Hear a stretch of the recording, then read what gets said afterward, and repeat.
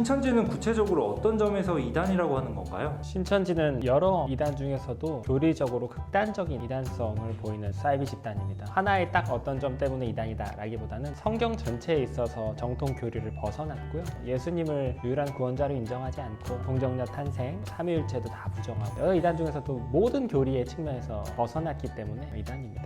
신천지와 이단을 믿는 사람들은 어째서 이단에 빠지게 되는 건가요? 각자의 이유가 있겠지만은 포괄적으로 말씀을 드리자면 신천지에서 사용하는 방식이 사람들이 생각하는 것보다 훨씬 교활합니다. 교리가 뛰어나서는 아닙니다. 신천지 교리, 성경적인 어떤 내용이 앞선 대한민국에 존재했던 옛날 이단들의 교리를 답습하는 거기 때문에 교리는 뛰어나지 않아요. 그런데 신천지의 전도 방식이 다른 이단과는 차별화된 몇 가지 위험성을 가지고 있기 때문에 사람들이 많이 빠지는 경향이 있습니다. 교회나 사회에서 숨은 신천지만 알아볼 수 있는 방법이나 질문 같은 게 있을까요? 사실 그런 건 있으면 좋겠지만 현실적으로는 없습니다.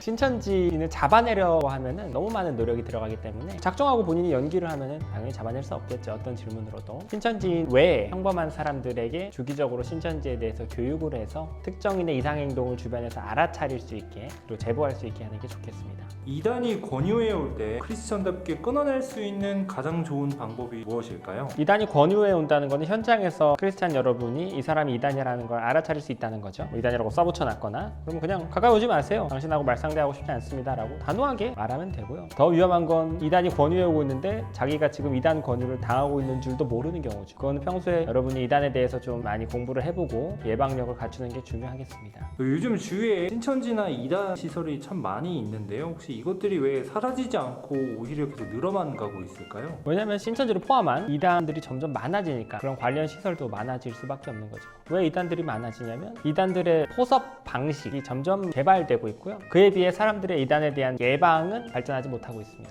그래서 점점 늘어나는 거죠, 이단이. 이단이 넘쳐나는 시대를 살아가는 크리스천 청년으로서 우리는 어떤 것을 조심하며 이단에 대비해야 할까요? 모든 이단에 대해서 조심해야겠지만 조심하는 자세보다는 보다 공격적으로 성경과 이단에 대해서 공부할 필요가 있다고 생각합니다. 특히 조직신학적인 성경 공부, 교회론, 신론, 종말론, 인간론, 구원론 이런 것들을 여러분이 교회에서 좀 체계적으로 공부할 필요가 있어요. 그래야만 모든 이단에 대해서 효과적인 대응이 가능합니다. 구체적인 사례 질문이 저희 동네에 굉장히 크고 멋진 하나님의 교회가 있는데 매일 아이들과 7년 정도 여리고성을 돌았습니다. 혹시 이런 이단 교회가 무너지길 기도하는 것은 괜찮은지 또 다른 더 합당한 방법이 있는지 궁금합니다. 독특한 방식이라고 생각합니다. 여리고성 방식처럼 도는 것은 하나의 신앙의 방편으로 사용하신 거니까 제가 어떻게 구체적으로 말하기는 어려울 것 같아요. 이단에 빠져있는 사람들을 안타깝게 생각하고 그 세력이 무너지기를 바라는 기도는 좋은 기도죠. 그 사람들이 다시 한국교회로 돌아오기를 간구하는 기도는 정말 좋은 기도입니다. 근데 그 건물이 물리적으로 무너지게 해주세요 라는 기도는 만약 하셨다면 그건 옳지 않죠. 무엇보다도 기도하는 것도 좋지만 이단이 가지고 있는 교리, 그 교리를 우리가 말로써 논리적으로 어떻게 무너뜨릴 수 있을 것인가를 공부하는 게 정말 좋습니다. 반드시 오류가 있어요. 사람이 만들어낸 교리니까 이단 교리는 연구하고 공부해보면 논리적인 하회점이 있을 거예요. 그거를 자꾸 찾아보는 훈련이 정말 중요합니다. 함께 교회 생활을 했던 자매가 신천지는 이단이라는 것도 알면서도 그곳에 속해 활동하게 된 모습을 보았습니다. 그 밖에도 목회자분들이 정찰을 나갔다가 신천지에 속해버리게 된 이런 이야기도 들은 적이 있습니다. 혹시 이단에 빠진 이 사람들을 다시 돌아오게 할 수 있는 방법이 있을까요? 이단에 빠져있는 사람들은 결국 일종의 교리 중독 형태이기 때문에 중독 치료와 비슷한 전문가가 함께하는 치료 과정이 꼭 필요합니다. 이단에 빠져있는 사람들을 전문적으로 치료하는 곳에 데려가야겠죠. 이단 상담소라고 부릅니다.